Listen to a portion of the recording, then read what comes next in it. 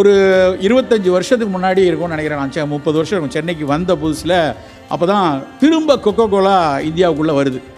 அப்போ கொக்கோ கோலாவும் பெப்சிக்கும் நம்ம அப்ரூவ் பண்ணிட்டாங்க. மொரார்ஜி தேசாய் தடை செய்து அதுக்கப்புறம் 93 திரும்ப அப்ரூவல் கொடுக்குறாங்க.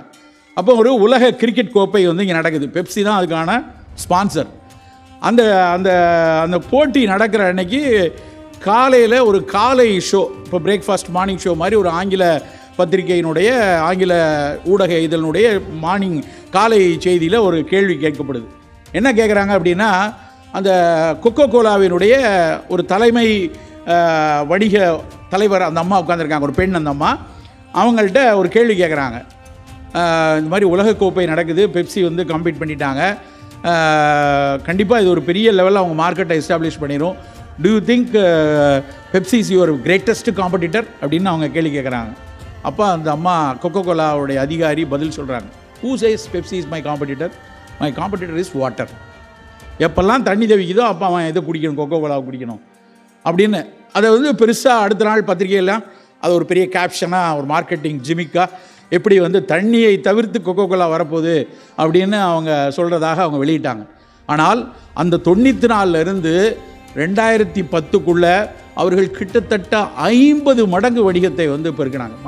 மடன்னு பெருக்கி நம்மளை மாதிரி இருக்க இளைஞர்கள், இங்கே இருக்கக்கூடியவங்க இளைஞர்கள் கூட்டத்தில் பல பேர் வந்து இந்த மாதிரி ஏதாவது பானம் அப்படின்னா குளிர்பானங்களுக்கு பின்னாடி போகக்கூடிய ஒரு சூழலை உருவாக்குறாங்க. நண்பர்களே, நல்லா தெரிந்து கொள்ளுங்கள், நான் வந்து சுதந்திரம் அடைஞ்சதுலேருந்து இன்றைக்கு வரைக்கும் நிச்சயமாக நம்மளுடைய ஆயுட்காலம் கூடியிருக்கு. அதில் எந்த மாற்றமும் இல்லை. அன்றைக்கி 33 வருஷம் தான் அதிகபட்ச ஒரு ஆவரேஜ் ஏஜ் ஸ்பேன் அப்படின்னா 33 37 தான் இருந்துச்சு. இன்றைக்கி வந்து தமிழ்நாட்டில் 72 73 வரைக்கும் வந்திருக்கோம். அதற்கு நவீன அறிவியலும் நவீன அந்த சானிடேஷன் ஃபெசிலிட்டிமாங்க, அதுவும் ஒரு பொது சுகாதார மேம்பாடுகளும் புதிய மருந்துகளின் கண்டுபிடிப்பும் பெரிய அளவில் உதவி செய்திருக்கிறது என்பதில் எந்த மாற்று கருத்தும் இல்லை. நிச்சயமாக அதனால தான் நம்ம உயர்ந்திருக்கிறோம். ஆனால் என்ன சிக்கல்னா, அந்த முதுமை ஆரோக்கியமான முதுமையாக எல்லோரிடமும் இருக்கிறதா அப்படின்னு கேட்டால் ஒரு பெரிய கேள்விக்குறி. அதைவிட கேள்விக்குறி என்ன அப்படின்னா, இன்றைக்கு நீங்கள் இருக்கீங்களே, இங்கே இருக்கிற கல்லூரி மாணவர்களுடைய கூட்டம் ஒரு 18-20 வயதை ஒட்டியவர்கள் தான் பெரும்பாலும் இங்கே இருப்பீங்க.